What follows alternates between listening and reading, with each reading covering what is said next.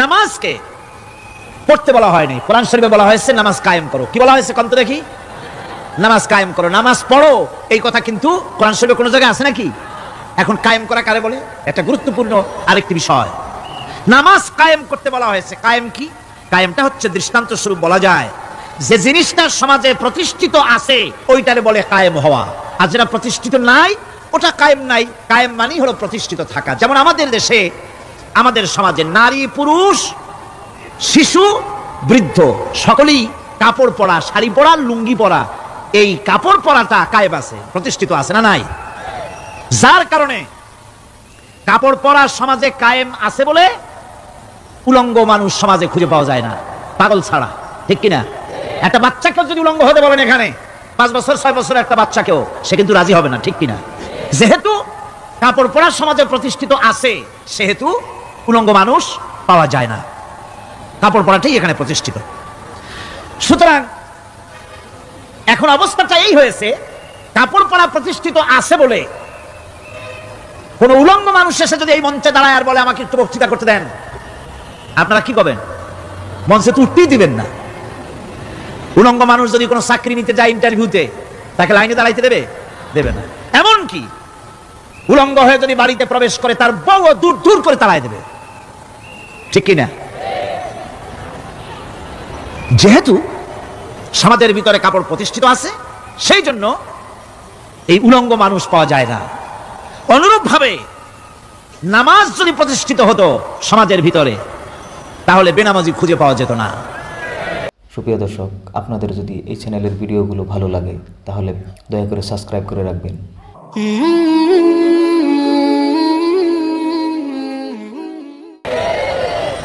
চাকরি করতে গেলে সেখানে নামাজ মানদণ্ড হয়ে যেত, নামাজ পড়ে কিনা তা দেখে নেওয়া হতো। বেনামাজি লোক পাওয়াই যেত না যদি প্রতিষ্ঠিত থাকতো। প্রথম প্রশ্নই হতো তুমি নামাজ পড়ো কিনা। ইলেকশনে যদি একজন উলঙ্গ মানুষ এসে দাঁড়ায়, ভাইরা এবার আমার বোতল মার্কা বাক্স, উলঙ্গ মানুষ এসে ভোটে দাঁড়াইছে, আপনারা ভোট দিবেন? দিবেন। ওইটা কাপড় প্রতিষ্ঠিত আছে বলে, লুঙ্গি প্রতিষ্ঠিত সমাজে আছে বলে উলঙ্গ মানুষকে আপনি ভোট দিবেন না। নামাজ যদি প্রতিষ্ঠিত থাকতো সমাজে, বেনামাজি মানুষ যদি এসে মঞ্চে দাঁড়ায় যতই বলতো আমি ক্ষমতায় গেলে এই করব সেই করব, নামাজ প্রতিষ্ঠিত থাকলে পরে বেনামাজিরে কেউ ভোট দিত না। নামাজ যদি প্রতিষ্ঠিত থাকতো তাহলে অফিসের অফিসার তো দূরের কথা, বেনামাজি অফিসের ঝাড়ুদারের চাকরিও তার কিসমতে জুটতো না যদি নামাজ প্রতিষ্ঠিত থাকতো। এর নাম হলো নামাজ কায়েম হওয়া। নামাজ কায়েম থাকলে এই অবস্থার সৃষ্টি হতো। এই জন্য আল্লাহ পাক বলেছেন নামাজকে কায়েম করতে হবে। নামাজ হবে সব ভালো কাজের মানদণ্ড। সমস্ত ভালো কাজের মানদণ্ড কি? নামাজ। নামাজ আমাদেরকে বড় রকমের শিক্ষা দেয়। কি শিক্ষা দেয়? নামাজ আমাদের শিখায় ঐক্য আর ভ্রাতৃত্ব, ভ্রাতৃত্বের আর ঐক্যের শিক্ষা দেয়। এক নেতার আনুগত্য করা শিখায়। জামাত যত বড় হোক, ইমাম হবে কয়জন? একজন ইমাম হবে। আর এই ইমাম মানে কি? নেতা। ইমাম মানে কি?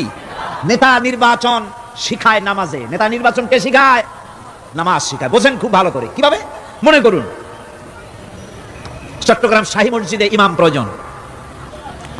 এখন সেই ইমাম নেওয়ার জন্য ইন্টারভিউ কল করা হলো, বিজ্ঞাপন দেওয়া হলো পত্রিকায়। অনেক আলেম আসলেন। ইন্টারভিউ বোর্ডে যারা বসলেন তারা ইন্টারভিউটা কিভাবে নেবেন? যার মাথার চুল লম্বা বেশি তার ইমামতি দেওয়া হবে, যার লুঙ্গিটা পায়ের গিরার তলে তারে দেওয়া হবে, যার মোস্তা মুখের মধ্যে গিয়া ঢুকছে, হাসি দিলে বুঝাই যায় না হাসে না কান্দে, তারে দিবে।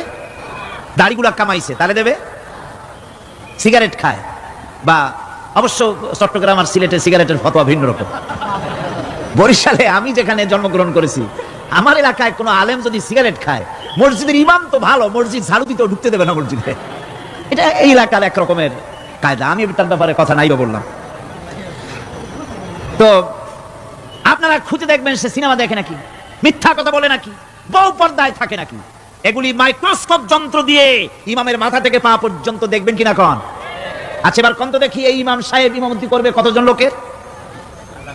500, 1000। শাহী মসজিদে ধরেন 5000 লোক হইল। 5000 লোক, 5000 লোকের ইমাম নির্বাচনের সময় পা থেকে শুরু করে মাথা পর্যন্ত দেখেন, এমনকি বউ পর্যন্ত। বৌমনি আনিয়ে দেখেন না, পর্দা থাকে কিনা এইটা আপনারা দেখেন, ঠিক কিনা? এই খবরটা নেন। 5,000 লোকের একটা ইমাম বানাতে গিয়ে মাইক্রোস্কোপ যন্ত্র দিয়ে দেখেন মোষ কেমন, দাড়ি কেমন, চুল কেমন, পাও কেমন, হাত কেমন, হাতে নখ লম্বা কিনা, দাঁতে ছাতা কিনা, বউ পর্দায় থাকে কিনা, মিথ্যা কথা কয় কিনা, এত দেখেন। আর যখন নির্বাচন আসে তখন 2.5 থেকে 3 লক্ষ মানুষের জন্য একজন এমপি নির্বাচিত হয়। সেই ইমামকে বাছাই করার জন্য নামাজ পড়ে কিনা, জিনাকার কিনা, মদখোর কিনা, সুদখোর কিনা, ঘুষখোর কিনা, বদমাশ কিনা বাছাই করা হয় না।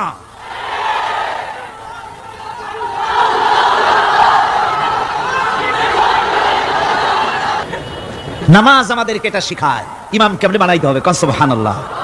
নামাজ ঐক্য শিখায়, নামাজ ভ্রাতৃত্ব শিখায়, নামাজ পারস্পরিক মহব্বত শিখায়, নামাজ নেতা কেমন হওয়া উচিত, নেতা নির্বাচন শিখায়। আবার নেতা ভুল করলে তার ভুল বলা যাবে না, এরকম হতে পারবে না।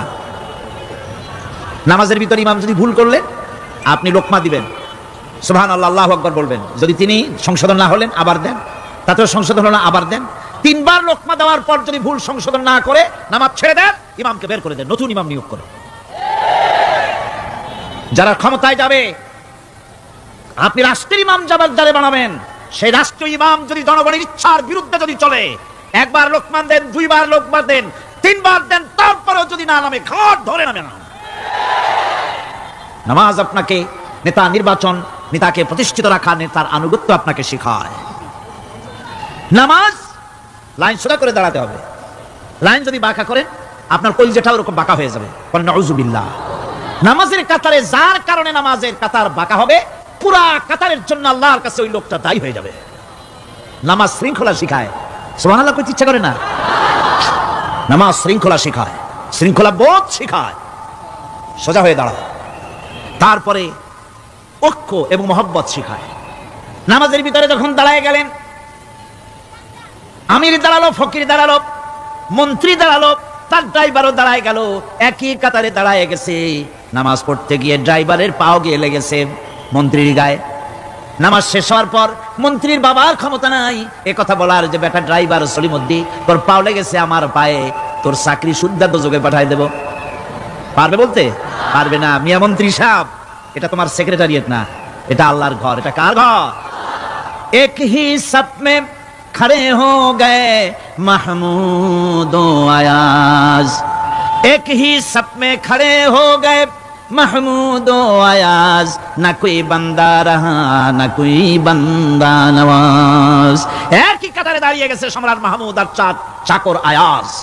এখন সম্রাট মাহমুদ নাই, চাকর আয়াজও নাই, সম্রাট আর চাকর দুজনই আল্লাহ পাকের গোলাম হয়ে গিয়েছে। তুমি মসজিদে এসেছো, তুমি আল্লাহর গোলাম। কার গোলাম? আল্লাহ পাকের গোলাম। এই জিনিস শিখায় নামাজ। নামাজ শিখায় মানুষকে পাঞ্চুয়ালিটি, নিয়মানুবর্তিতা, সময়ের জ্ঞান শিখায় নামাজ। নামাজ মানুষকে কি শিখায়? আল্লাহ রাব্বুল আলামিন বলছেন, ইন্নাস সালাতা কানাত আলাল মুমিনিনা কিতাবাম মাওকুতা। নিঃসন্দেহে নামাজ মুমিনদের নিয়মানুবর্তিতার সাথে ফরজ করা হয়েছে, তাদের উপরে নিয়মানুবর্তিতার উপরেই, সময়ের উপরে নামাজকে ফরজ করা হয়েছে। আপনার আন্দাজ মতো আপনি পড়তে পারবেন না, সময় মতো পড়তে হবে, আউয়াল ওয়াক্তে পড়তে হবে। আমার দেশের মসজিদগুলিতে ফজরের নামাজ পড়া হয় এমন সময় পূর্ব দিক ফর্সা হয়ে যায়। ইমাম সাহেব যদি ভুল করেন, নামাজ যদি দোহরাতে যান, তাহলে সূর্য উদয় হয়ে যাবে, এমন অবস্থা। নামাজ এত দেরিতে পড়া হয়। প্রত্যেক ওয়াক্তের নামাজ আউয়াল ওয়াক্তে পড়ার জন্য রাসূল সাল্লাল্লাহু আলাইহি ওয়াসাল্লাম তাগিদ করেছেন। সময়ের দিকে লক্ষ্য রাখতে বলা হয়েছে। যেই জাতির, লক্ষ্য করুন, যে জাতির দৈনিক 5 বার টাইমলি, অক্তমতো, সময় মতো নামাজ আদায় করতে হয়, দুর্ভাগ্যজনক সত্য, সেই জাতির কাছে সময়ের কোনো দাম নাই। সময়ের দাম নাই। 9টার গাড়ি কয়টা আসবে? 9টার গাড়ি কয়টা আসবে? একদিন দেখা গেল সত্যি 9টার সময় এসে গেছে। যাত্রীরা বলছে মাশাআল্লাহ, অন্তত একটা দিন তো 9টার সময় আসলো। স্টেশন মাস্টার বলছে না, খুশি হওয়ার কারণ নাই, আজকের না, এটা গতকালকেরটা। আমার আমেরিকার সফরের সময়, যে বাড়িতে আমি আমেরিকায় থাকি, কুইন্স এলাকায়, নিউ ইয়র্ক সিটিতে, সে বাড়িওয়ালা চাকরি করে। সে আমাকে বলল 10টি বছর আমি একটা ট্রেনে যাতায়াত করি। সে বলছে রাত 3:45 ট্রেনটা আসে, ওই ট্রেনে চড়ে সে তার কর্মস্থলে যায়। বললো 10টা বছর আমি এখানে আছি, 10 বছরের ভিতরে এই ট্রেনটা 1 মিনিটের জন্য এদিক ওদিক করলো না, ঠিক 3:45 এসে হাজির হয়ে গেছে। ঝড় হোক, বৃষ্টি হোক, স্নো পড়ুক, বরফ পড়ুক, টাইমলি চলতেছে। দুনিয়ায় ভিন্ন জাতিরা যে উন্নতি করে তার পেছনে সময়ের জ্ঞান তাদের অনেক বেশি আমাদের থেকে, কথা ঠিক কিনা? আমাদের সময় জ্ঞান নাই, সময়ের কোনো মূল্য আমরা দেই না। 2টার সময় মিটিং হবে, মন্ত্রী সাহেব আসেন 5টার সময়, ঠিক কিনা? বক্তৃতার জন্য সময় দেওয়া হয়েছে 20 মিনিট, নাহমাদু ওয়া নুসাল্লি আলা কইয়া সুর দিয়া 35 মিনিট গেছে নাহমাদু কইতে কইতে, সময় 20 মিনিট তার মনেই নেই। এই যে সময়ের জ্ঞান নাই, এটা ব্যর্থতা। নামাজ মানুষকে সময়ের জ্ঞান শিখায়, কোন আলহামদুলিল্লাহ। এই সময়ের জ্ঞান আমাদেরকে শিখতে হবে। এবার আমি আপনাদের সামনে বলতে চাই, আল্লাহর নবী জনাবে মুহাম্মদ রাসূলুল্লাহ সাল্লাল্লাহু আলাইহি ওয়াসাল্লাম নামাজের ব্যাপারে কি বলছেন। এতক্ষণ তো আল্লাহর কথা শোনালাম, কার কথা শোনাইছে? আমার আল্লাহর নবী বলেন, নবীকে প্রশ্ন করা হলো, ইয়া রাসূলুল্লাহ আইয়ু শাইইন আহাব্বু ইনদাল্লাহি ফিল ইসলাম, ইসলামের মধ্যে আল্লাহর কাছে কোন জিনিসটা বেশি প্রিয়? আল্লাহর কাছে ইসলামের কোন জিনিসটা বেশি প্রিয়? হুজুর বললেন, as-সালাতু লিওয়াক্তিহা, মান তারাকা সালাতান ফালা দীন লাহু ওয়াস-সালাতু ইমাদুদ্দিন। আল্লাহর কাছে সবচাইতে বেশি প্রিয় হচ্ছে নামাজ। সবচাইতে প্রিয় কি? নামাজ। ওয়াক্তমতো নামাজ আদায় করা আল্লাহ পাকের বেশি প্রিয়। আর এই নামাজ হচ্ছে দ্বীনের খুঁটি। এটা দ্বীনের কি খুঁটি? এই যে খুঁটিগুলো আছে, খুঁটিগুলো ফালাই দিলে তারপরে আপনার এই প্যান্ডেল থাকবে? থাকবে না। বিল্ডিং এর পিলার ভেঙে দেন, বিল্ডিং টিকবে? ঘরের খুঁটিগুলি উড়াই ফেলেন, ঘর টিকবে? টিকবে না। দ্বীনের খুঁটি হচ্ছে নামাজ। লা দীনা লিমান লা সালাতা লাহু, যার কাছে দ্বীন নাই, যার কাছে নামাজ নাই, তার কাছে কি নাই? দ্বীন নাই, ঈমান নাই। আল্লাহর নবী বলেছেন, ওয়ান জাবির রাদিয়াল্লাহু তাআলা আনহু قال قال رسول الله صلى الله عليه وسلم বাইনাল আবদি ওয়া বাইনাল কুফরি তারকুস সালাত। আল্লাহ পাকের নবী বলেন, আল্লাহর বান্দার মুমিন, আল্লাহর বান্দার কাফের, দুইজনের মধ্যে পার্থক্য হলো যে ব্যক্তি নামাজ পড়ে সে আল্লাহর গোলাম, যে নামাজ পড়ে না সে কাফের হয়ে গেল। যে নামাজ পড়লো না সে কাফের হয়ে গেল। মান তারাকা সালাতান মুতাআম্মিদান ফাকাদ কাফারা, যে ব্যক্তি ইচ্ছে করে নামাজ ছেড়ে দিল সে কাফের হয়ে গেল। বলেন নাউযুবিল্লাহি মিন যালিক।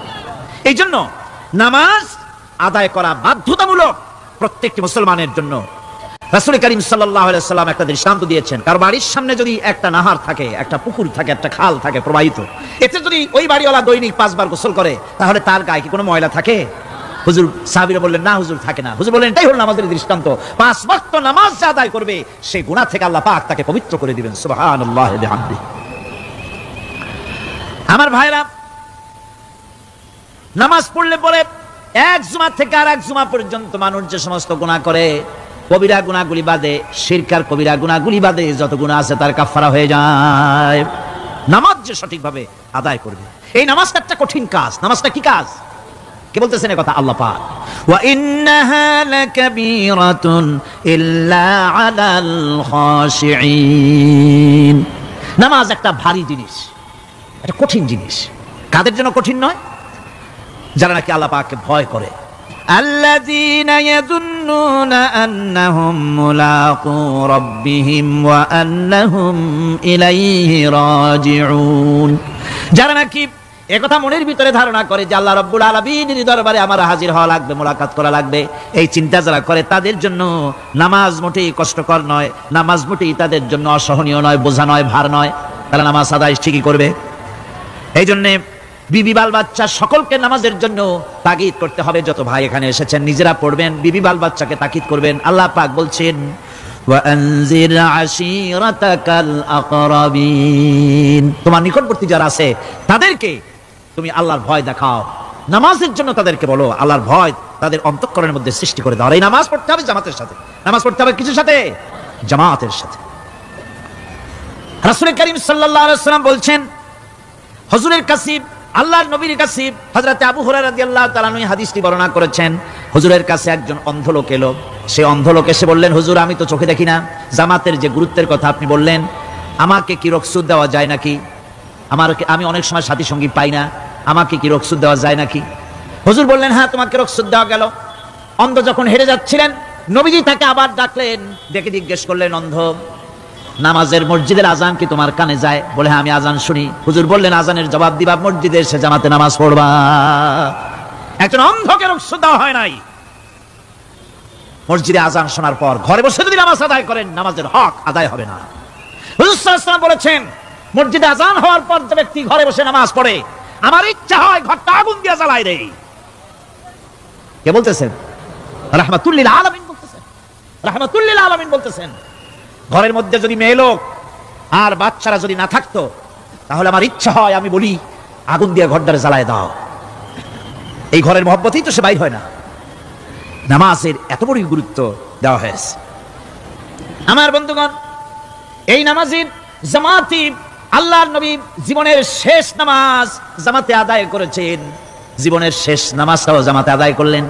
তখন তার এমন অবস্থা, এত অসুস্থ, দাঁড়াতে পারেন না, হাঁটতে পারেন না। দুইজন সাহাবীর কাঁধের উপরে ভর করে তারপরে বহু কষ্ট করে মসজিদে গিয়ে নামাজ আদায় করেছেন। খুতবা দিয়েছেন, বললেন, খুতবা দিতে গিয়ে বললেন, আজ থেকে মসজিদে নববীর চতুর্দিকের সকলের দরজা বন্ধ হয়ে যাবে, শুধু আবু বকরের দরজাটা খোলা থাকবে। আল্লাহর নবী বললেন, আল্লাহ রাব্বুল আলামিন এই পৃথিবীতে তার এক বান্দাকে জাগতিক সব সম্পদ দিতে চেয়েছিলেন, কিন্তু সে বান্দা সব জাগতিক সম্পদকে উপেক্ষা করে মাবুদের সঙ্গে দেখা করা বেশি জরুরি, বেশি পছন্দ মনে করেছেন। এতটুকুন কথা নবীজি বললেন, কেউ কিছু বুঝতো না। হযরতে আবু বকর রাদিয়াল্লাহু তাআলা আনহু হুজুরের এই কথা শুনে কাঁদতে কাঁদতে তিনি অস্থির হয়ে যাচ্ছেন। সাহাবীরা চিন্তা করলেন, হুজুর কার কথা বলেছেন, তাতে কান্নার কি আছে? বয়োবৃদ্ধ, জ্ঞান বৃদ্ধ হযরতে আবু বকর রাদিয়াল্লাহু তাআলা আনহু বুঝতে পেরেছেন এই পৃথিবীর সব সম্পদ তো আল্লাহ হুজুরকেই দিতে চেয়েছিলেন। তিনি সমস্ত সম্পদকে উপেক্ষা করে তার মাবুদের সঙ্গে দেখা করার জন্য প্রস্তুতি নিয়েছেন। তার মানে হলো আল্লাহর নবী বিদায় হয়ে যাবেন, আমরা নবী থেকে এতিম হয়ে যাব। নবীজি ঘরের মধ্যে প্রবেশ করলেন, প্রচন্ড জ্বর এলো। এই প্রচন্ড জ্বর নিয়ে তিনি শুয়ে আছেন, কখনো বেহুশ কখনো হুশ। এর মধ্যে সারা আজান হয়ে গেল। সাহাবীরা বহুক্ষণ অপেক্ষা করে হযরত আবু বকরের ইমামতিতে নামাজ শুরু করলেন। হুজুরের হুশ এলো, প্রশ্ন করলেন, আয়েশা রে, এখন কোন সময়? হযরত আয়েশা বলেন, ইয়া রাসূলুল্লাহি, মসজিদে নববীতে নামাজ শুরু হয়ে গেছে। সাহাবীরা অনেকক্ষণ অপেক্ষা করে আমার বাবার ইমামতিতে নামাজ পড়তেছে সবাই, কিন্তু সাহাবীরা কেঁদে কেঁদে নামাজের মধ্যেই কাঁদতে কাঁদতে অস্থির হয়ে যাচ্ছে। তাদের মনের ধারণা হয়েছে নবীজির পেছনে নামাজ পড়ার কিসমত থেকে তারা মাহরুম হয়ে গেল। নবীজি বলেন, আয়েশা দরজা খুলে দাও আর আমার মাথাটা একটু উঁচু করে ধরো, আমি একটু নামাজের দৃশ্যটা দেখি। দরজা খুলে দেওয়া হলো, নবীজির মাথা উঁচু করে ধরা হলো। নামাজের জামাতের দৃশ্য দেখে নবীজি আবার শুয়ে পড়লেন। হযরত মা আয়েশা লক্ষ্য করে দেখেন নবীজির দুই চোখের কোণা দিয়া পানি পড়তেছে। মা আয়েশা জিজ্ঞেস করেন, ইয়া রাসূলুল্লাহ, হে নামাজের দৃশ্য দেখে চোখে কেন পানি এলো? হুজুর বলেন, আয়েশা রে, এটা কোনো দুঃখের পানি নয়, এটা তৃপ্তির পানি। এই যে জামাত নামাজ পড়তেছে লোকেরা, এই জামাত কায়েমের জন্য তায়েফের ময়দানে অনেক রক্ত আমার ঝরেছে। উহুদের ময়দানে দামদার মুবারক শহীদ হয়েছে, সাহাবায়ে কেরাম জীবন দিয়েছে। এই যে জামাত আমি দেখতে পেলাম, ভবিষ্যতের একটা ছবি যেন চোখে ধরা পড়লো। আমার মনে হলো কিয়ামত পর্যন্ত এই পৃথিবীতে আমার যত উম্মত আসবে তারা এইভাবে করে জামাতে নামাজ আদায় করবে। নবীজি মাথার কাছে মালাকুল মউত যখন এসে গেছেন, আমার ভাইরা, এই পৃথিবীতে যত নবীরা এসেছিলেন মৃত্যুর সময় সমস্ত নবীরা শেষ কথা যেটা বলেছেন, হাদিস, সমস্ত নবীরা উম্মতের জন্য মৃত্যুর মুহূর্তে শেষ কথা যেটা বলেছেন সেটা হলো আসসালাত, আসসালাত, নামাজ, নামাজ। আমার নবী যখন বিদায় হয়ে যান, বিদায় মুহূর্তে মেয়ের কথা বললেন না, কলিজার টুকরা নাতির কথা বললেন না, জামাইয়ের কথা বললেন না, স্ত্রীর কথা বললেন না, মৃত্যুর সময় শেষ কথা বললেন, আসসালাত, আসসালাত ওয়া মা মালাকাত আইমানুকুম, নামাজ, নামাজ, আমার উম্মতেরা নামাজ, আমার উম্মতেরা নামাজ ছেড়ে দিও না, নামাজ। যেই নবী উম্মতের জন্য এত কাঁদলেন, নামাজের জন্য এত কথা বলে গেলেন, আল্লাহ রাব্বুল আলামিন নামাজের জন্য এত নির্দেশ করলেন, নবী ইন্তেকালের সময় নামাজের কথা বলে দিলেন, সেই মুসলমান আজ নামাজ আদায় করে না, নামাজ পড়ে তো নামাজ শুদ্ধ হয় না। হযরতে হুযায়ফা রাদিয়াল্লাহু তাআলা আনহু তিনি একবার ইয়েমেন সফর করেছিলেন, এক মসজিদে নামাজ পড়লেন। একজনকে তিনি নামাজ পড়তে দেখলেন, নামাজ পড়তে দেখে তিনি অপেক্ষা করলেন। লোকটার নামাজ হয়ে যাওয়ার পর তিনি প্রশ্ন করলেন, আল্লাহর বান্দা, তুমি কতদিন এরকমের নামাজ পড়তেছো? তিনি বললেন, প্রায় 40 বছর তো হবে আমি এরকম নামাজ পড়তেছি। হযরতে হুযায়ফা বলেন, তুমি কি আমারে চেনো? কয়, না, চিনি না। হযরত হুযায়ফা বললেন, আল্লাহর বান্দা শোনো, আমি হচ্ছি আল্লাহর নবী মুহাম্মদুর রাসূলুল্লাহ সাল্লাল্লাহু আলাইহি ওয়াসাল্লামের সাহাবী হুযায়ফা। ও আল্লাহর বান্দা, তুমি যেভাবে নামাজ পড়েছো এইরকম যদি 40 বছর নামাজ পড়ে থাকো, আল্লাহর কসম করে বলি, নবীজি যে নামাজ শিখাইছেন তোমার সে নামাজ হয় নাই। রাসূলুল্লাহ নামাজ হয় নাই, নামাজ পড়লেই হবে না। রাসূলুল্লাহ বলেছেন সাল্লু কামা রাআইতুমুনি উসাল্লি, নামাজ পড়ো সেইভাবে যেভাবে আমারে পড়তে দেখো। বিশ্বাস করুন ভাইরা, নামাজ যদি না হয়, হরতাল করিয়া, মিছিল করিয়া, বিক্ষোভ করিয়া, যে কোনো আন্দোলন করে ইসলামকে বিজয়ী করা যাবে না যতক্ষণ পর্যন্ত নামাজ সহি না হবে। নামাজ হচ্ছে ফাউন্ডেশন, নামাজ নাই কিচ্ছু নাই। ঠুকঠাক করে 2টা সেজদা দিয়ে উঠে যাবেন, আপনার ইসলামী আন্দোলনের 4 পয়সার দাম নাই।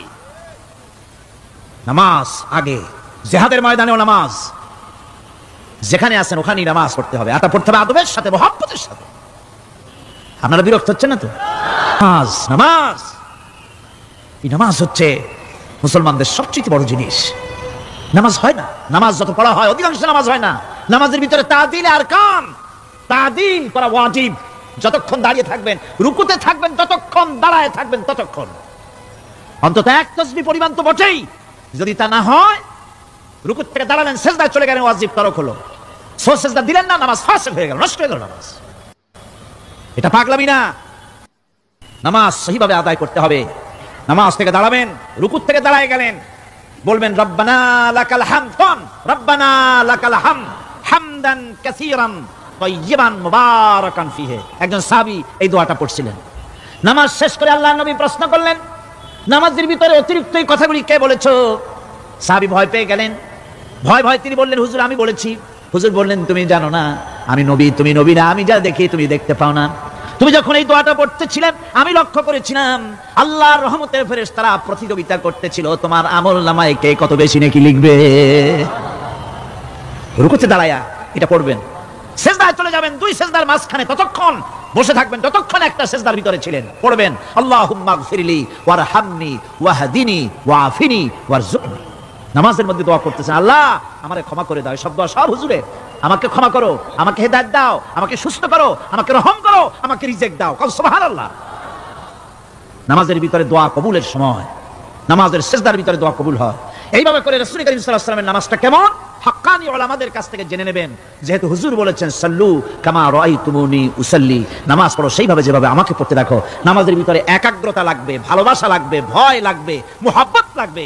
পরিপূর্ণ সময় নিয়ে শান্তিপূর্ণভাবে নামাজ পড়তে হবে। আর যত তাড়াহুড়া সব হচ্ছে নামাজের মধ্যে, ঠিক কিনা ভাইরা?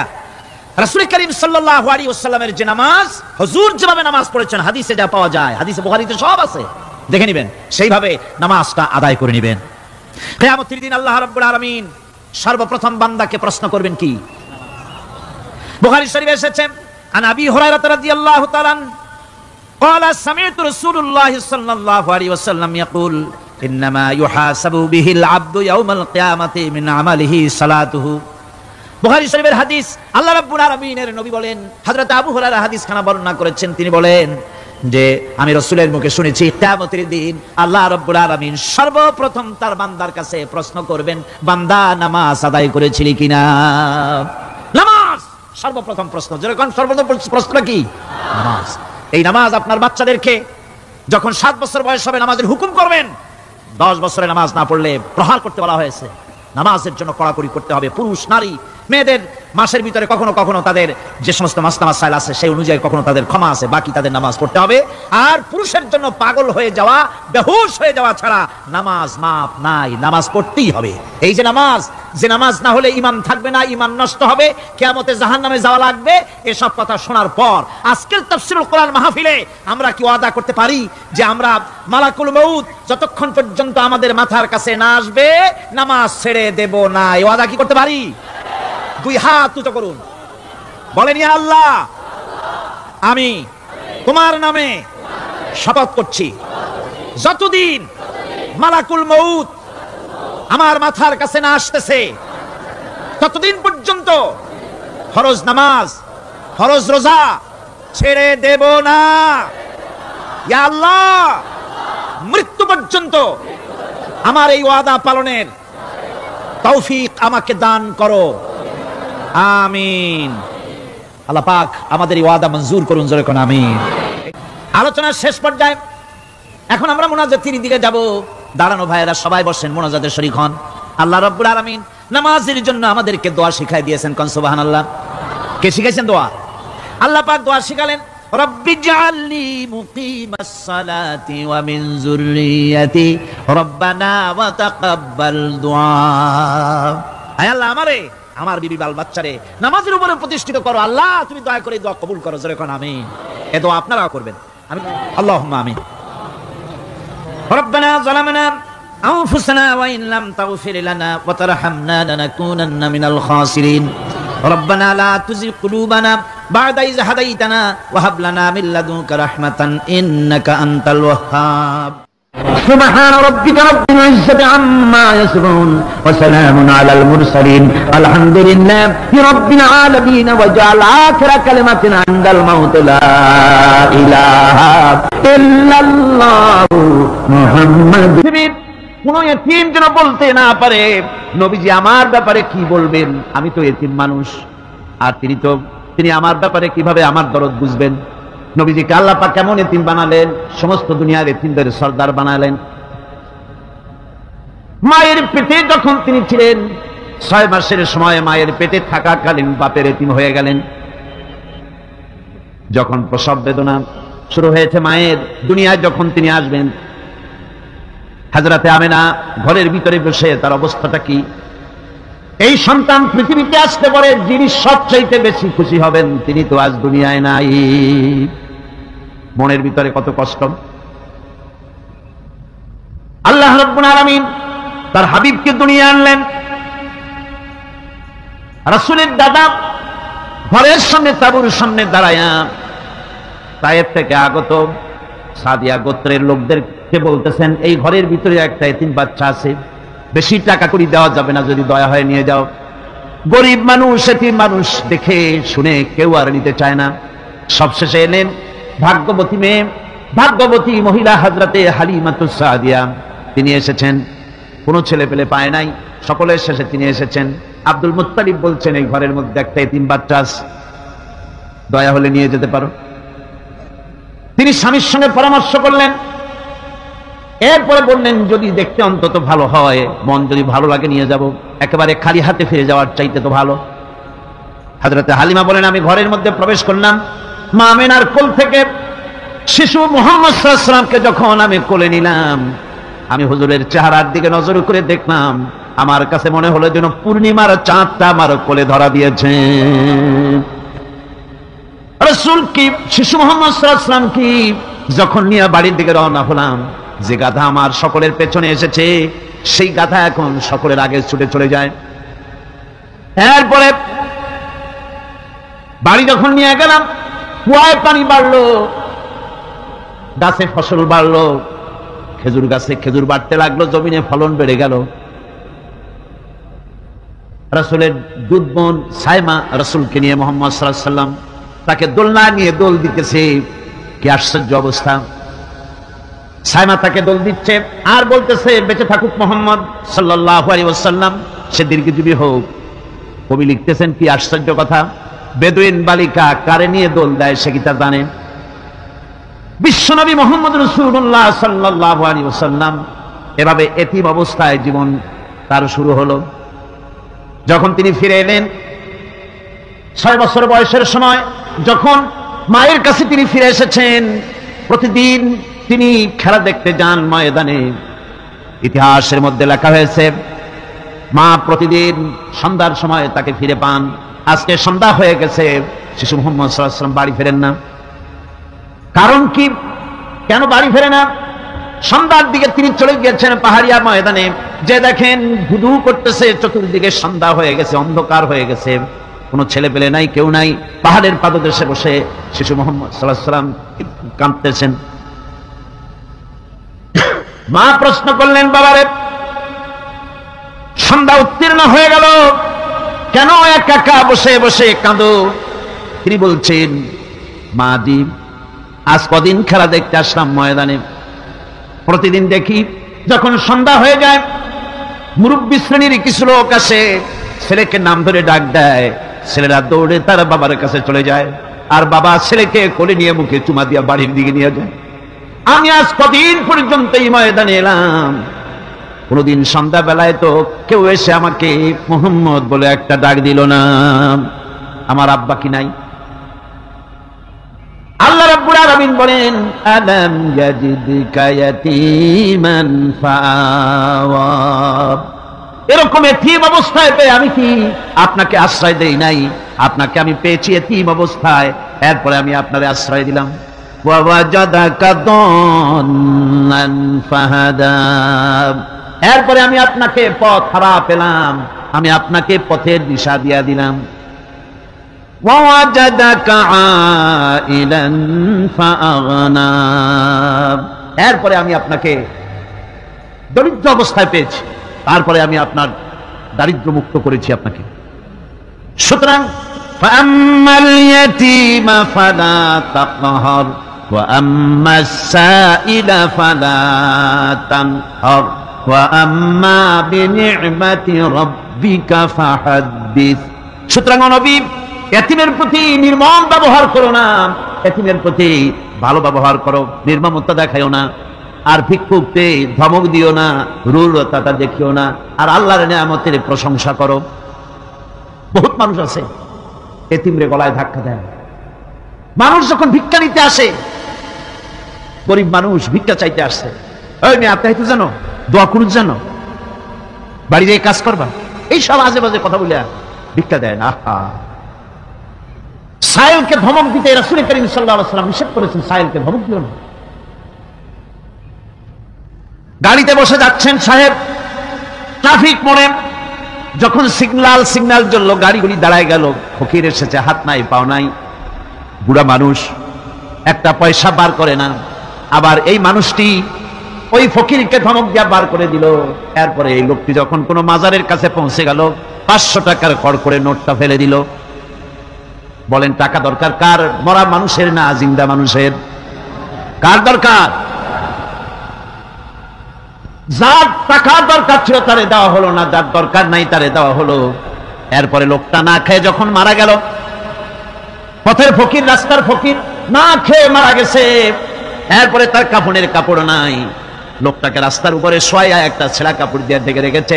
বড় লোকেরা, সাহেবরা তখন গাড়ি দাঁড় করে আর 5 টাকা 2 টাকা করে তার লাশের উপরে মারতেছে। এটা মানবতার এর চাইতে লাঞ্ছনা, মানবতার জন্য এর চাইতে গঞ্জনা আর কিছুই হতে পারে না। মানবতার প্রতি লাঞ্ছনা, এর থেকে আর দুর্গতি কি হতে পারে? বেঁচে থাকার সময় 1 টাকা আপনি দিলেন না, মরে যাওয়ার পর বিদায় হয়েছে বালাই, এখন দেওয়া শুরু করেছে। আমার বন্ধুগণ, এই জন্য এতিমের প্রতি দরদ করার জন্য আল্লাহ পাক কোরআনের ভিতরে পরিষ্কার বলেছেন। রাসূল করিম সাল্লাল্লাহু আলাইহি ওয়াসাল্লাম নিজে এতিম ছিলেন, আর এতিমের প্রতি তার এত দরদ ছিল। একবার তিনি ঈদের দিকে নামাজ পড়ার জন্য যাচ্ছেন, প্রতিমধ্যে দেখেন একটা বাচ্চা ছেলে কাঁদতেছে। এই রাস্তায় কত মানুষ গেল, কেউ দাঁড়ালো না, থমকে বাচ্চার ক্রন্দন কাউকে থামাইতে পারলো না। কিন্তু বিশ্ব নবী, দয়ার নবী রাহমাতুল লিল আলামিন বাচ্চার কান্না দেখে পাও বাড়াতে পারলেন না। নবীজি দাঁড়ায় গেলেন, জিজ্ঞেস করেন, ও বাচ্চা, ঈদের দিনে কাঁদো কেন? ঈদের দিনে তো কাঁদতে নাই। বাচ্চা বলে, তোমার কাছে বলবো না, আমি সেই সকালবেলা থেকে বসে আছি, আমি যদি মক্কার আব্দুল্লাহর পুত্র মুহাম্মদ রাসূলুল্লাহ সাল্লাল্লাহু আলাইহি সাল্লামকে পাই, মনের দুঃখ তার কাছে বলবো। বিশ্ব নবী জমিনের উপরে বসে বললেন, বাচ্চারে কোলের উপরে উঠায় বলেন, বাচ্চা বলো কি তোমার দুঃখ? তুমি যার জন্য বসেছো আমি তো সেই এতিম নবী, কি বলতে চাও? বাচ্চা বলতেছেন, ইয়া রাসূলুল্লাহ, আমার বাবা মারা গেছে সেই ছোট্টবেলায়, একেবারেই তখন মায়ের পেট থেকে আমি আসার পর বাপ মরে গেল। আমার মা আরেকজনের সঙ্গে বিয়ে বসেছে, সেই পুরুষটি আমারে দেখতে পারে না। আমার মা যদি আমারে কোলে করে এসে সহ্য করতে পারে না, আমারে চুমা খাইলে সহ্য করতে পারে না, আমারে খাবার দিলে মা মার খায়। আজ ঈদের দিনে রাতে আমার মা আমাকে বললো, বাবারে তোমার কপাল খারাপ, তোমার বাবা মারা গেছে, তোমাকে সাহায্য করার কেউ নাই, আমি তোমার যত্ন করতে পারলাম না, কোলে নিয়ে চুমাও দিতে পারি না, আমার এমনই কপাল খারাপ। সুতরাং এতিমের দরদ এতিম ছাড়া কেউ বুঝবে না। তুমি আজ চলে যাও, ওই রাস্তায়, ঈদের রাস্তায় দাঁড়ায় থাকো, মাঠের রাস্তার পাশে, বিশ্ব নবীর কাছে তোমার দুঃখ বলো, এতিমের দুঃখ তিনি বুঝবেন। আমি মায়ের কথা মতো এই জায়গায় এতক্ষণ বসে আছি, হুজুর আপনি দয়া করে আমার কথা তো আপনার কাছে বললাম, আমার মনের এই দুঃখ। নবীজি বাচ্চার কথা শুনতেছিলেন, চোখ দিয়া পানি পড়তেছিল। বাচ্চাকে বুকের সঙ্গে জড়িয়ে ধরে নবীজি বলেন, ও এতিম, মুহাম্মদ সাল্লাল্লাহু আলাইহি ওয়াসাল্লাম যদি তোমার পিতা হন আর হযরতে আয়েশা যদি তোমার মা হয়ে যায়, বলো তোমার মনের দুঃখ মেটে নাকি? ছেলের দুঃখে কেঁদে উঠলো আর বলল, ইয়া রাসূলুল্লাহ, হে আপনি যদি আমার পিতা হন আর আয়েশা যদি আমার মা হয়ে যায়, এর থেকে বড় সৌভাগ্যের আমার তো আর কিছুই নাই। নবীজি এতিমকে বাড়ি নিয়ে গিয়ে হযরতে আয়েশার হাতে তুলে দিয়ে বললেন, আয়েশা রে, পবিত্র ঈদের দিনে আল্লাহ রাব্বুল আলামিন তোমার জন্য একটা উপহার পাঠিয়েছেন, এটা যত্ন করো। এতিমের প্রতি দরদ রাখার জন্য আল্লাহ রাব্বুল আলামিন বলেছেন, এতিম, মিসকিন, বিধবা, অসহায় লোক, তাদের প্রতি যাতে করে মুসলিম সমাজ লক্ষ্য রাখে, সেজন্য আল্লাহ পাক নির্দেশ করেছেন। বুখারী এবং মুসলিম শরীফের হাদিসে এসেছে, আস-সাই আলাল আরমালাত ওয়াল মিসকিন কাস-সাই ফি সাবিলিল্লাহ। বিধবাদের জন্য, মিসকিনের জন্য কেউ যদি কোনো উদ্যোগ গ্রহণ করে, কেউ কোনো সাহায্য দেয়, জিহাদের ময়দানে জিহাদ করে আল্লাহর রাস্তায় যে সওয়াব পাওয়া যায়, যে মর্যাদা পাওয়া যায় আল্লাহর কাছে, এটি মিসকিন বিধবাকে সাহায্য করলে সেই সওয়াব আল্লাহ রাব্বুল আলামিন আমলনামায় দিয়ে দেন। আমাদের প্রিয় নবী এতিম মিসকিনদের খুবই ভালোবাসতেন তার নিজের চাকর হযরত যায়েদ ও আনাস রাদিয়াল্লাহু তাআলা আনহুকে। সে সম্পর্কে এখন আলোচনা করা হচ্ছে। তার চরিত্রই প্রমাণ করে নবীদেরকে বায়নাত দেওয়া হয়েছে, এমন চরিত্র আচার আচরণ দেওয়া হয়েছে যাতে করে লোকেরা অভিভূত হয়ে যায়, আকৃষ্ট হয়ে যায়। হযরতে যায়েদ, তিনি তো কৃতদাস ছিলেন, হারায় গেলেন বাপ মা থেকে, আর এরপরে কুদরতকারে মুহাম্মদ সাল্লাল্লাহু আলাইহি ওয়াসাল্লামের ঘরে উঠায় দিল। তিনি তখন আল্লাহর নবী, তখন নবুয়তের দায়িত্ব পান নাই। যায়েদের পিতার কাছে খবর হয়ে গেল, যায়েদ আছে রাসূলের বাড়িতে, মুহাম্মদ সাল্লাল্লাহু আলাইহি ওয়াসাল্লামের বাড়ি মক্কায়। তারা এসে হুজুরের সঙ্গে দেখা করে বললেন, মুহাম্মদ সাল্লাল্লাহু আলাইহি ওয়াসাল্লাম, জানতে পেরেছি আপনার কাছে আমাদের ছেলে যায়েদ আছে, মেহেরবানি করে তাকে আমাদেরকে ফিরায় দেন। হুজুর বলেন, যায়েদ যদি তোমাদেরকে চিনতে পারে আর যদি যেতে চায়, আমার পক্ষ থেকে কোনো আপত্তি নাই, অবশ্যই যাবে। তবে যায়েদ যদি যেতে না চায়, আমি এমন লোক নই যে কেউ আমার কাছে থাকতে চাইলে আমি জোর করে তাকে ঠেলেও দিতে পারি না, আমি তেমন লোক নই। পিতা বললেন, আপনি অবশ্যই যুক্তিপূর্ণ কথা বলেছেন। হযরতে যায়েদ কানা হলো। হুজুর বললেন, তুমি কি চেনো এদেরকে? যায়েদ বললেন, চিনি, ইনি আমার বাবা, উনি আমার চাচা। যায়েদের পিতা বলেন, বাবারে বাড়ি চলো, তোমার মা কেঁদে কেঁদে হয়রান, চলো বাড়ি যাই, বাড়ির যা কিছু আছে সব তোমাকে ফিরিয়ে দেওয়া হবে।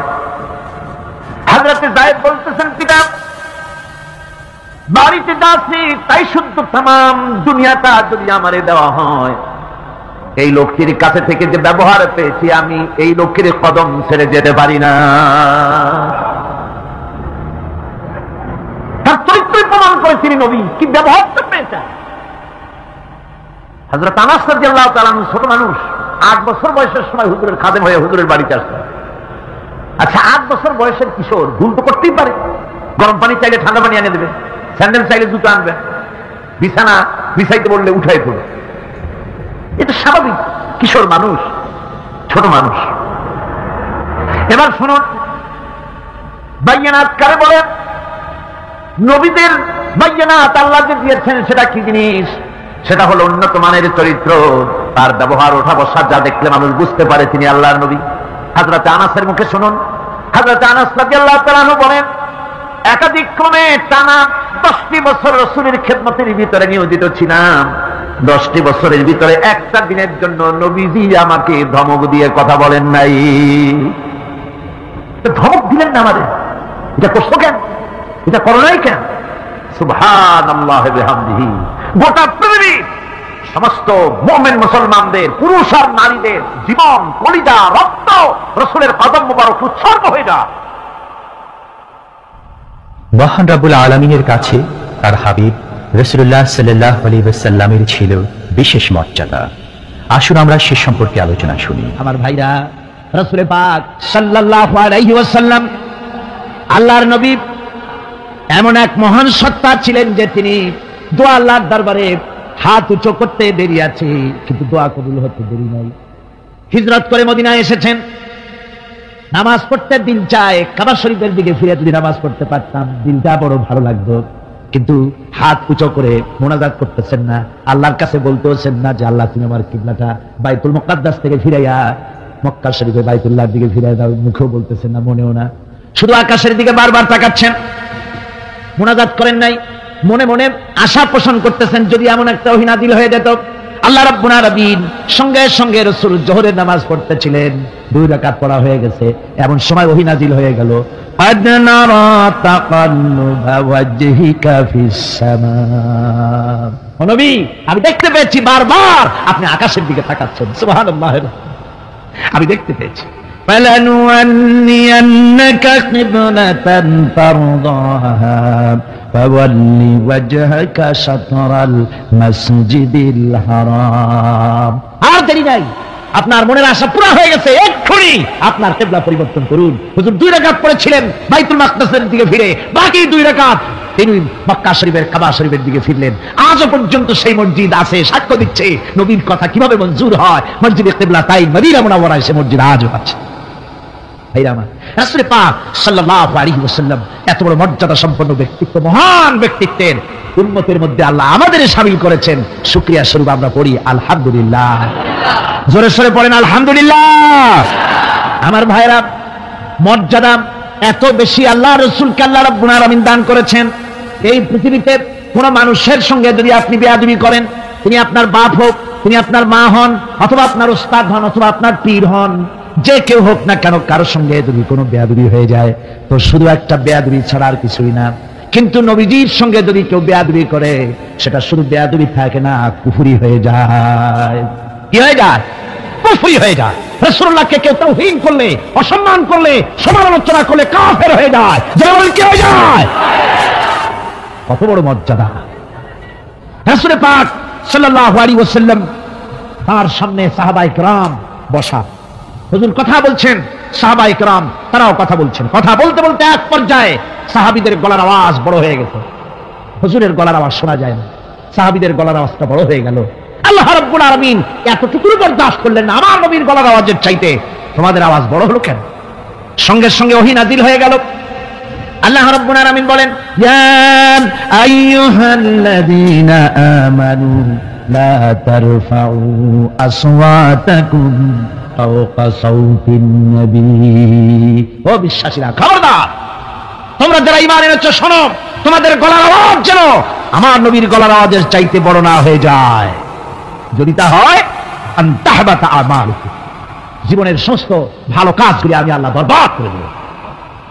আজ পর্যন্ত এই আয়াতে কারিমা রাসূল পাক সাল্লাল্লাহু আলাইহি ওয়াসাল্লামের রওজায়ে আতহারের সামনে সবুজ সাইনবোর্ডের উপরে সোনার অক্ষর দিয়ে এই আয়াতে কারিমা লেখা রয়েছে। সুবহানাল্লাহ। সর্বকালের, সর্বযুগের সর্বশ্রেষ্ঠ মহামানব, সর্বশ্রেষ্ঠ বিশ্বনবী, আল্লাহর পরে যার মর্যাদা, তিনি হচ্ছেন মুহাম্মদুর রাসূলুল্লাহ সাল্লাল্লাহু আলাইহি ওয়াসাল্লাম। রাসূলুল্লাহ সাল্লাল্লাহু আলাইহি ওয়াসাল্লামের প্রতি মহান আল্লাহর ভালোবাসার অন্যতম নিদর্শন হচ্ছে মেরাজ। এর মাধ্যমে আল্লাহ রাব্বুল আলামিন তার বন্ধুকে নিজের সান্নিধ্যে নিয়েছিলেন। এখন আমরা শুনব সেই মেরাজের কাহিনী। তুলির ধরা থেকে রাসূলকে আরশে আজিমে নিয়ে যাওয়া হবে। বোরাক এলো। বোরাক হচ্ছে বারকুন থেকে উৎপত্তি, এর অর্থ হচ্ছে বিজলি, বৈদ্যুতিক গতি সম্পন্ন, ঘোড়ার চাইতে ছোট, খচ্চরের চাইতে বড়, এই জাতীয় একটা প্রাণীর মতো হযরত জিবরাইল নিয়ে আসলেন। আমাদের দেশে কারো কারো বাড়িতে আয়নায় বাঁধানো থাকে এই ছবিটা, ঘোড়া আছে, 2টা ডানা আছে, মাথাটা মেয়ে লোকের মতো, চুলগুলো ঝুলে পড়ছে, নিচে লেখা আছে হাজা বুরাকুন নবী সাল্লাল্লাহু আলাইহি ওয়াসাল্লাম। আন্দাজে কোথায় পাইছে আল্লাহ? মিথ্যে কথা, বাজে কথা। আল্লাহ এরকম একটা মেয়ে লোক মার্কা ঘোড়া পাঠাইছিল হুজুরকে নেওয়ার জন্য, এটা কথা হইল? রাসূলকে মক্কা থেকে, উম্মে বাবে উম্মে হানি থেকে হুজুরকে বের করে নিয়ে যাওয়া হলো বাইতুল মাকদাসে। সমস্ত পয়গম্বর, দুনিয়া আল্লাহ যাদের পাঠিয়েছিলেন, সমস্ত রূহ উপস্থিত ছিল সেখানে। রাসূল করিম সাল্লাল্লাহু আলাইহি ওয়াসাল্লাম এখান থেকে মেরাজ করলেন। এতটুকু ছিল ইসরা। কোরআনে কারীম বলছে, আজকের কারি সাহেব যেখান থেকে তেলাওয়াত করেছিলেন, সুবহানাল্লাযী আসরা বিআবদিহি লাইলাম মিনাল মাসজিদিল হারামি ইলাল মাসজিদিল আকসা। সুবহানাল্লাহ। সমস্ত দুর্বলতা অক্ষমতা থেকে মুক্ত সেই সত্তা যিনি তার বান্দাকে ইসরা করিয়েছেন, মেরাজ করিয়েছেন। সুবহানাল্লাহ। সমস্ত দুর্বলতা অক্ষমতা থেকে মুক্ত তিনি পার করে নিয়ে গিয়েছেন। আর পরে মুহূর্তের ভিতরে মহাশূন্য পাড়ি দিয়ে, সেই মহাশূন্য মানে কি? এইখান থেকে সূর্য কত দূরে জানেন না? 9,30,00,000 মাইল দূরে এখান থেকে সূর্য। সেই সূর্য, তারপরে রয়েছে গ্যালাক্সি, মিল্কি ওয়ে, গ্রহ নক্ষত্র, সে যে কত দূরে, যে সমস্ত তারকা, এমন বহুত তারকা আছে যে তারকা সৃষ্টির পর তার আলো পৃথিবীর মাটি আজ পর্যন্ত স্পর্শ করে নাই, অথচ আলোর গতি প্রতি সেকেন্ডে কত মাইল? 1,86,000 মাইল। এই 1,86,000 মাইলের সেকেন্ড, এর মিনিট, এর ঘন্টা, এর দিন, এর সপ্তাহ, এর মাস, এর বছর, এটাকে বলা হয় লাইট ইয়ার, আলোকবর্ষ। সেই তারকা তৈরি হওয়ার পর কত সহস্র সহস্র লাইট ইয়ার চলে গেল, আজ পর্যন্ত সেই তারকার আলো পৃথিবীর মাটি স্পর্শ করতে পারে নাই। তাহলে সেই তারা কোথায়? আল্লাহ রাব্বুল আলামিন তার হাবিবকে চাঁদ, সূর্য, গ্রহ, নক্ষত্র, মহাশূন্য পাড়ি দিয়ে, তারপরে 7 আকাশ পাড়ি দিয়ে সিদরাতুল মুনতাহা পর্যন্ত নিয়ে গেলেন। জোরে কোন সুবহানাল্লাহ। এবার সিদরাতুল মুনতাহা পর্যন্ত যাওয়ার পথে যত ঘটনা ঘটল সেগুলো আপনারা ইতিহাস থেকে পড়ে নেবেন, ওগুলি বলার সময় আমার কাছে নাই। সিদরাতুল মুনতাহায় যাওয়ার পর হযরত জিবরাইল বলেন, আর আমি যেতে পারবো না, এটা হলো বিপজ্জনক বর্ডার, আমি যদি আর এক চুল অগ্রসর হই তাহলে আমি জ্বলে পুড়ে ছাই হয়ে যাব, আমার আর যাওয়ার অধিকার নাই। হুজুর সেখানে বসে থাকলেন। জিবরাইল বলে গেলেন, এখান থেকে আপনাকে নেওয়ার কুদরতি ব্যবস্থা হয়ে যাবে। রাসূল দুনিয়ায় ফিরে এসে হযরত বেলালকে ডেকে বলেছিলেন, বেলাল গো, এমন কি আমল তুমি করো আমারে শোনাও। হযরত বেলাল বলেন, হুজুর আমার আমল তো সব আপনি জানেন। কয় না, কি করো শোনাও। বেলাল বলেন, হুজুর খাস আমলের মধ্যে এতটুকু আছে যে আমি কখনো বিনা উজুতে থাকি না, যখন উজু চলে যায় উজু করি, আর উজুর ইহতিমামের জন্য 2 রাকাত নফল নামাজ পড়ি। হুজুর বলেন, বেলাল তুমি এই আমল ছাড়বা না, কারণ সিদরাতুল মুনতাহায় হযরত জিবরাইল আমারে যখন ছেড়ে চলে গেলেন, আমার একা একা বড় ভয় লাগতে লাগলো। তখন আমার মনে হচ্ছিল তুমি যেন আমার চতুর্দিকে হাঁটতেছো। আমার ভাইরা, রফরাত নামক বিছানা চলে এলো। কুদরতি এই বিছানায় চড়ে নবীজি আল্লাহ রাব্বুল আলামিনের দরবারে আরশে আজিমে পৌঁছে গেলেন। জোরে বলেন সুবহানাল্লাহ, জোরে বলেন সুবহানাল্লাহ। যেখানে পৃথিবীর কোন মানুষের যাওয়া সম্ভব নয়, গোটা পৃথিবীর মানুষের মর্যাদা আল্লাহ পাক বাড়ায় দিলেন, আরশে আজিমে হুজুরকে নিয়ে গেলেন। তারপরে তিনি কথাবার্তা হুজুরের সাথে কি বললেন, সেই কথাগুলি নিয়ে আমাদের দেশে কথা হলো এই যে হুজুরকে নিয়ে আল্লাহ 5 ওয়াক্ত নামাজ দিছিলেন তো 50 ওয়াক্ত। মুসা আলাইহিস সালামের সাথে দেখা না হলে তো কাম সারছিল, আমাদের আর উপায় ছিল। আরে ভাই, শুধু নামাজ দেওয়া যদি উদ্দেশ্য হবে তাহলে রোজার মতো তো আল্লাহ দুনিয়ায় বসে দিতে পারতেন কিনা, হজের মতো জাকাতের মতো পারতেন কিনা? শুধু নামাজের জন্য নয়, আল্লাহ পাকের কায়নাত দেখাবার জন্য আল্লাহ পাক তাকে নিয়েছিলেন। বেহেশত দেখাইছেন, দোজখ দেখাইছেন, ভালো কাজ করলে কিরকম শান্তি হবে, খারাপ কাজ করলে কিরকম শাস্তি হবে, চোখে দেখাই দিয়েছেন মুহাম্মদ রাসূলুল্লাহ সাল্লাল্লাহু আলাইহি ওয়াসাল্লামকে। মেরাজ থেকে ফিরে এলেন, ঘরে এসে দেখেন উজুর পানি, উজু করে দেখেছিলেন উজুর পানি তখনও গড়াচ্ছে। যে দরজা দিয়ে বেরিয়েছিলেন দরজাটা ধাক্কায় কখনো কাঁপতেছে। যে বিছানায় শোয়া ছিলেন সে বিছানায় মানুষ শুয়ে থাকলে যেমন উষ্ণ থাকে সেরকমের উষ্ণ ভাব তখনও আছে। কেমনে হলো? কেমনে হলো? মাথায় ঢুকবে না। সুবহানাল্লাহ, কোন ঢুকবে? জোরে কোন সুবহানাল্লাহ। এটার ব্যাপারে কোন বিজ্ঞান দর্শন যুক্তির প্রয়োজন নাই। প্রয়োজন শুধু এতটুকু, আল্লাহ তাআলা হাবিবকে নেবেন, কত দ্রুত নিবেন, কত দ্রুত পাঠাবেন, এটা তিনি ভালো জানেন, আমাদের কোনো জানার কথা না, ঠিক কিনা? তবে দৃষ্টান্ত যদি চান তাহলে আমি দৃষ্টান্তটা এভাবে দিতে পারি, বুঝাবার জন্য একটা দৃষ্টান্ত দিতে পারি। সেটা হলো এই, ধরেন বাংলাদেশে কোন প্রেসিডেন্ট আসবে, পৃথিবীর যে কোনো দেশের এক প্রেসিডেন্ট আসবে, এটা আসার যখন খবর হয়ে যাবে তখন পত্র পত্রিকায় রুট বলে দেওয়া হয়, এই রুটে রাষ্ট্রীয় মেহমান, রাষ্ট্রীয় অতিথি ভবনে আসবেন। এই রাস্তা দিয়ে সাধারণ ট্রাফিক চলাচল বন্ধ থাকবে। এয়ারপোর্ট থেকে নিয়ে রাষ্ট্রীয় অতিথি ভবন পর্যন্ত, মেহমান না আসা পর্যন্ত সমস্ত ট্রাফিক চলাচল বন্ধ। মেহমান পৌঁছে যাবে, তারপরে আবার স্বাভাবিক ট্রাফিক চলবে। এটা জানেন কিনা? জানেন কিনা? এইটা যদি পৃথিবীর সামান্য সলিমদ্দি কসিমদ্দি এই জন্য বলছি, আজ আছে কাল নাই, ঠিক কিনা গণ? আজ মন্ত্রিত্ব গেল, কালকে রাস্তা দাঁড়ায় বলবে রিক্সাওয়ালা আমার একটু নেওয়া, বাজারে মাছ কিনতে যাবো, ঠিক কিনা? সুতরাং এদের তো কোনো মর্যাদা নাই, আজ আছে কাল নাই। এই দুনিয়ার সলিমদ্দি কসিমদ্দির জন্য যদি এভাবে ট্রাফিক চলাচল বন্ধ করে দেওয়া হয়, তাহলে আকাশ এবং জমিনে আল্লাহ রাব্বুল আলামিনের সর্বশ্রেষ্ঠ মেহমান জনাবে মুহাম্মদ রাসূলুল্লাহ সাল্লাল্লাহু আলাইহি সাল্লাম, এই মেহমান আল্লাহর দরবারে যাবেন। আল্লাহ যদি বলে দিয়ে থাকেন, আল্লাহ যদি হুকুম করে থাকেন, সময়ের গতি, বার্ষিক গতি, আহ্নিক গতি, আকাশের গতি, সূর্যের গতি, সময়ের গতি, রাত 3:45 10 সেকেন্ড, এখন সমস্ত গতি স্তব্ধ হয়ে যা, আমার হাবিব আমার দরবার থেকে ঘুরে যখন ঘরে ফিরে যাবেন, আবার 3:45 11 সেকেন্ড থেকে শুরু হয়ে যাবি। ইসলাম প্রচার করতে গিয়ে আমাদের প্রিয় নবীর উপর চলেছে অকথ্য নির্যাতন, যার প্রমাণ তাইফের ঘটনা। সেই কাহিনী এখন আমাদের সামনে সুললিত কণ্ঠে তুলে ধরছেন প্রখ্যাত মুফাসসিরে কোরআন হযরত মাওলানা দেলওয়ার হোসেন সাঈদী।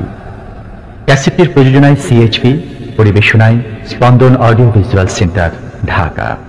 শুনুন তাইফের কাহিনী। তাইফের ময়দানে আমার রাসূল রক্ত দিয়েছেন, আমি সেই তায়েফ সফর করেছি।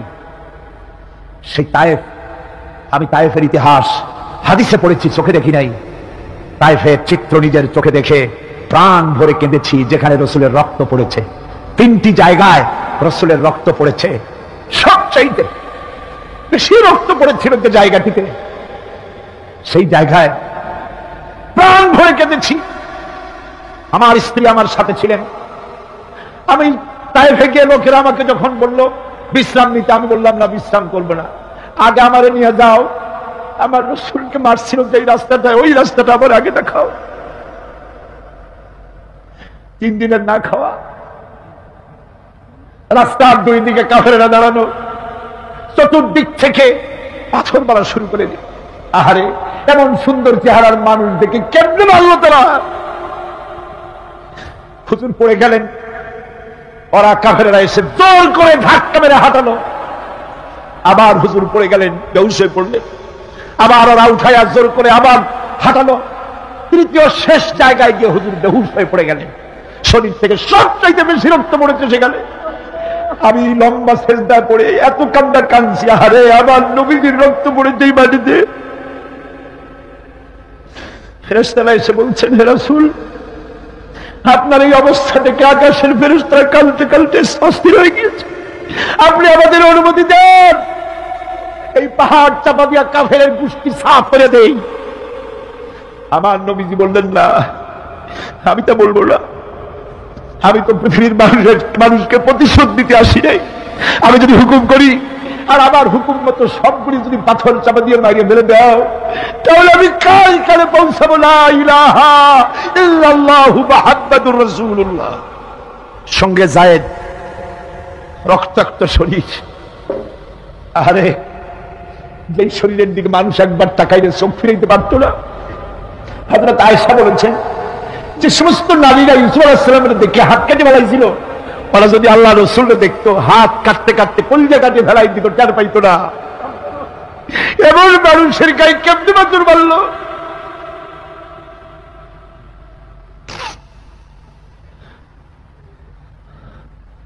রাসূল কারীম সাল্লাল্লাহু আলাইহি ওয়াসাল্লাম বসে আছেন, শরীর থেকে রক্ত ঝরছে। বুখারী শরীফে এসেছে, আত্তাস নামক এক যুবক আঙ্গুরের বাগান থেকে 1 গ্লাস আঙ্গুরের শরবত এনে হুজুরের হাতে দিলেন। কষ্টের পর 3 দিনের না খাওয়া ক্ষুধার্ত নবী 1 গ্লাস আঙ্গুরের শরবত সবটুকু পান করে একটা স্বস্তির নিঃশ্বাস ফেললেন। বললেন, তোমার নাম না আত্তাস? তিনি বললেন, হ্যাঁ, আমার নাম আত্তাস। তোমার বাড়ি হযরত ইউনূস আলাইহিস সালামের গ্রামে? বললেন যে হ্যাঁ, আমার বাড়ি ইউনূস আলাইহিস সালামের গ্রামে। যুবক জিজ্ঞেস করলেন, হুজুর আপনি কি করে বুঝলেন আমার নাম আত্তাস আর আমার বাড়ি ইউনূস আলাইহিস সালামের গ্রামে? আপনি জানলেন কি করে? হুজুর বললেন আমিও নবী, ইউনূস আলাইহিস সালামও নবী, এক নবীর খবর আর এক নবীর কাছে থাকে।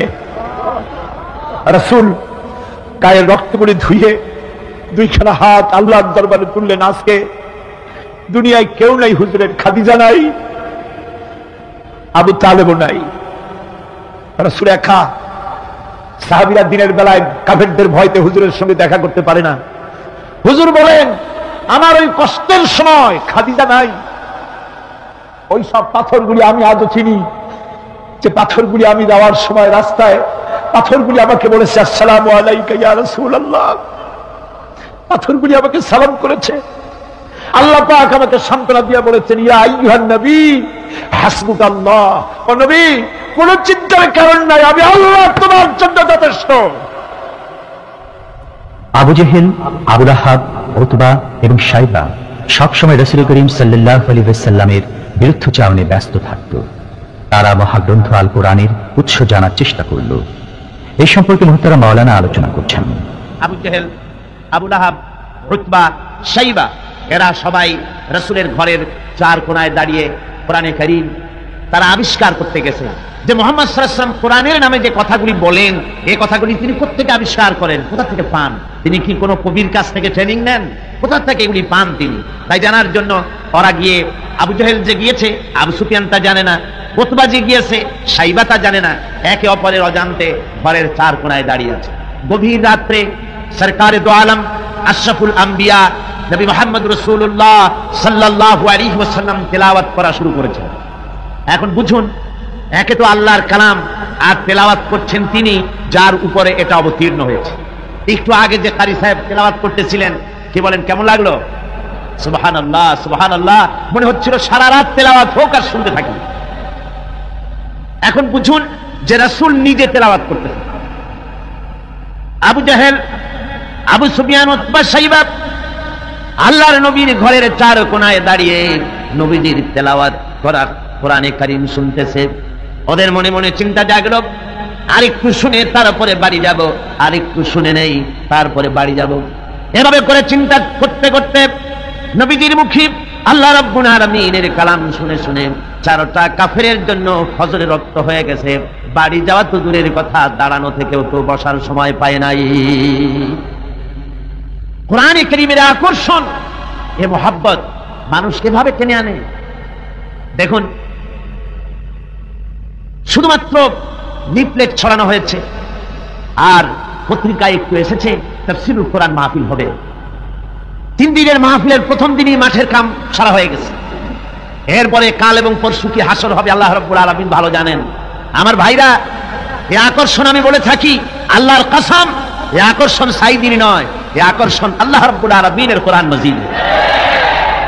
এর থেকে যারাই এই কোরআন থেকে মানুষকে বিচ্ছিন্ন করতে চাইবে, ওরাই জনগণ থেকে চিরতরে বিচ্ছিন্ন হয়ে যাবে। বন্ধুগণ, আবু জেহেল, আবু সুফিয়ান, উতবা, শাইবা 4 জন রওনা করেছে সকালবেলায়। আবু জেহেল জিজ্ঞেস করছে, আবু সুফিয়ান রে কখন আসছো? অত রাত্রে। উতবা, শাইবা তারাও বললো মুখ রাত্রে। কেউ কোনো কথা বলে না। আবু সুফিয়ান বলছে, ভাই আবু জেহেল, যদি তুমি রাগ না করো একটা কথা কই। হ্যাঁ বলতে পারো। দেখুন, এই যে সারা রাত ধরে মুহাম্মদ সাল্লাল্লাহু আলাইহি ওয়াসাল্লামের মুখে আল্লাহর কালাম শুনলাম, আমার মনের বিশ্বাস লাত মানাতের কসম করে বলতে পারি এই কথা মানুষের বানানো হতে পারে না। এটা কোন ঐশ্বরিক বাণী হবে, এটা মানুষের। আবু জেহেল বলছে, দেখো ওই কথাটা আমারও, কিন্তু মুশকিল হলো এই, আমরা হলাম লিডার, আমরাই যদি এতে আকৃষ্ট হয়ে পড়ি তাহলে তো আবু বকর ওমরের মতো আমরাও পাগলামি করে বসবো, আমরা ওই দলে চলে যাব, আমরাও মুসলমান হয়ে যাব। সুতরাং আমি বুঝতে পেরেছি তোমাদের কোরআন শোনার পাগলামিতে ধরেছে, তোমরা আমার হাতে হাত দাও, তওবা পড়ো। এই জায়গায় কোরআন শুনতে আর কোনো দিন আসবে না। কি করবে? ইচ্ছের বাইরে নেতাকে খুশি রাখতে হয়, তাই বাধ্য হয়ে সবাই তওবা করল। তওবা করে বাড়ি চলে গেছে। সন্ধ্যা যখন পার হয়ে গেল, আবু সুফিয়ান ভাবলো আবু জেহেল নিজেই যখন তওবা পড়িয়েছে, সে তো আর আসবে না, আর উতবা, শাইবা আবু জাহেলের ভয়তে যাবে না। আমি আজকে একা একা মুহাম্মদ সাল্লাল্লাহু আলাইহি ওয়াসাল্লামের ঘরের কোণায় গিয়ে প্রাণ ভরে কালামুল্লাহ শুনবো। উতবাও তাই ভেবেছে, শাইবাও তাই ভেবেছে। এদিকে আবু জেহেল মনে মনে ভাবলো, ওরা 3 জনে আমার হাতে তওবা পড়েছে, আমার নেতৃত্বের প্রভাব, আমার ভয়তে ওরা কেউ আসবে না, আজকে একা আমি মজা করে সারা রাত শুনবো মুহাম্মদ সাল্লাল্লাহু আলাইহি ওয়াসাল্লামের মুখে আল্লাহর কালাম।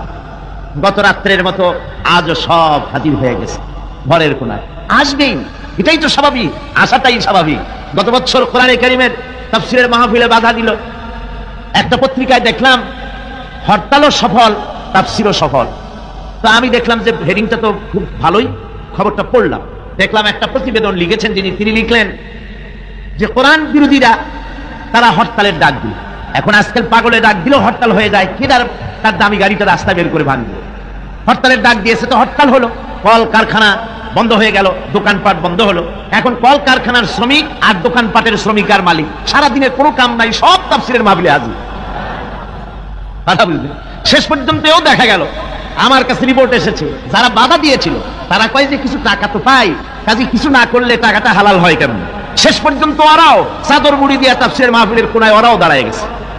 সুবহানাল্লাহি বিহামদিহি। এটা কোরআনের আকর্ষণ, এর থেকে মানুষকে ছুটানো যায় না, মুসলমানকে এর থেকে বিচ্ছিন্ন করা যায় না। চারো কাফের আজও এসে হাজির হয়েছে রাসূলের চার কোণে, একে অপরের অজান্তে। এরপরে রাত যখন শেষ হয়ে আসে তখন আবু জেহেল মনে করলো আর দাঁড়ানো ঠিক না, আবু সুফিয়ান, উতবা, সাইবা ওরাও মনে করলো আর দাঁড়ানো ঠিক না। তখন অন্ধকারের ভেতর দিয়ে ছুট দিয়েছে যার বাড়ির দিকে। এখন অন্ধকারের মধ্যে ছুটতে গিয়ে একজন আর একজনের মধ্যে ঠেলে উঠেছে। আবু জেহেল ঠেলার চোটে ঘাবড়ে গিয়েছে, বলল কে? ভাই আমি আবু সুফিয়ান। তুমি কেডা? ভাই যে আমি আবু জেহেল। আবু জেহেল বলছে, আবু সুফিয়ান কালকে তুমি আমার হাতে তওবা পড়লে আজকে আসলে কেন? ভাই যে দেখো মাতবাড়ি সব জায়গায় চলে না, তুমি আসলা কেন সেটা কওয়া। চারজন চলতেছে। আবু জেহেল বললো যে শোনো, কোরআনে কারীম শোনা থেকে মানুষকে আমরা বন্ধ করতে পারবো না, আইন পাশ করতে হবে, আইন করে কোরআন শোনার পথকে রুদ্ধ করে দিতে হবে। এরপরে তারা আইন পাশ করলো। কি আইনটা পাশ করলো? আল্লাহ রাব্বুল আলামিন কোরআনে কারীমে ওদের সেই আইনটা, ওরা যেটা পাশ করলো ওইটা কোরআনে কারীমে আল্লাহ কোট করে রাখলেন। যেহেতু আবু জেহেল মরে যাবে, কিন্তু তার নাতিরা তো মরবে না, ওর নাতিরা তো থাকবে কিয়ামত পর্যন্ত, ওর দৌহিত্র, ওর পৌত্র যা কিছু আছে এগুলো বেঁচে থাকবে দীর্ঘদিন। ওরাও যে এই একই আচরণ করবে তা যেন মুসলমানেরা বোঝে, এই জন্য ওদের সেই আইনটা আল্লাহ রাব্বুল আলামিন, ওরা বলল কি কোরআন সম্পর্কে, তা কোরআনে কারীমে আল্লাহ কোট করে রাখলেন কি? وقال الذين كفروا لا تسمعوا لهذا القرآن والغوا فيه। আজকে প্রথমেই তেলাওয়াত হয়েছে আয়াত। আমার বন্ধুগণ, আল্লাহ পাক কোরআনে কারীমে বলছেন কাফেররা সিদ্ধান্ত নিল লা তাসমাউ লিহাযাল কুরআন, কোরআন শরীফ শোনো না, কোরআন শরীফ কোরআনে কারীম শুনতে যেও না। ওয়ালগাউ ফি, কোরআন তো শুনবেই না, বরং কোরআনের আলোচনা, কোরআন যেখানে আলোচনা হয়, তেলাওয়াত হয়, সেখানে বাধার সৃষ্টি করো, বাধা দাও, ডিস্টার্ব করো, সর্বরকমের বাধার দিয়ে কোরআনে কারীম শোনার পথকে বন্ধ করে দাও। হাজারো প্রচেষ্টা চললো কোরআনে কারীম বন্ধ করে দেওয়ার জন্য, কিন্তু কোরআনে কারীম এটা কি বন্ধ হওয়ার জিনিস? কি বলেন বন্ধ হওয়ার জিনিস? ওরা বললো কি যে যদি ডিস্টার্ব করো, যদি এভাবে বন্ধ করে দিতে পারো তাহলে তোমরা জয়ী হতে পারবে, আর যদি কোরআনের আন্দোলন চলে তাহলে তোমরা জয়ী হতে পারবে না, তোমাদের ক্ষমতা শেষ হয়ে যাবে। আমার ভাইরা, রাসূল পাক সাল্লাল্লাহু আলাইহি ওয়াসাল্লাম হজের মৌসুম এলো, কাবা শরীফের কোনায় বসে তেলাওয়াত করতেছেন। আবু জেহেল করেছে কি, ঘরে বাইরের থেকে যত হাজিরা এসেছে হজ করতে, ওদের তাবুতে গিয়ে গিয়ে বলছে, শোনো আমাদের দেশে একটা পাগল, নাম তার মুহাম্মদ, নাউযুবিল্লাহি মিন যালিক, বলছে নাম তার মুহাম্মদ সাল্লাল্লাহু আলাইহি ওয়াসাল্লাম, তাকে জেনে ধরেছে, খবরদার তার কথা শুনতে যাও না, সে একটা পাগল মানুষ, তার কাছেও যাও না, কি বলে তাও শোনো। এখন অবস্থাটা এই হয়েছে, বাইরের থেকে যারা এসেছে তারা তো মুহাম্মদ সাল্লাল্লাহু আলাইহি ওয়াসাল্লামের নাম জানে না। আবু জেহেল নিজে গিয়া ঘরে ঘরে হুজুরের নামটা পরিচয় করায় দিয়ে আসে। এরপরে এই সমস্ত মানুষের একটা কৌতূহল, এই কোন জিনিস সম্পর্কে মানুষকে যদি নিষেধ করা হয় সেই জিনিসটা জানার জন্য, দেখার জন্য মানুষের কিউরিসিটি জাগে বেশি।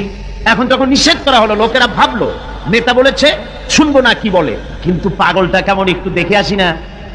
চলে গেছে কাবা শরীফের পাশে, যায়া রাসূল সাল্লাল্লাহু আলাইহি ওয়াসাল্লামের চেহারা মোবারকের দিকে, তার চেহারা আনোয়ারের দিকে যখন এরা তাকিয়েছে, রাসূল পাক সাল্লাল্লাহু আলাইহি ওয়াসাল্লামের চেহারা মোবারকের দিকে তাকিয়ে ওরা বলছে এই লোকটা কি পাগল হতে পারে? এত সুন্দর চেহারার মানুষ, সে কি কোনোদিন পাগল হতে পারে? নিশ্চয়ই পারে।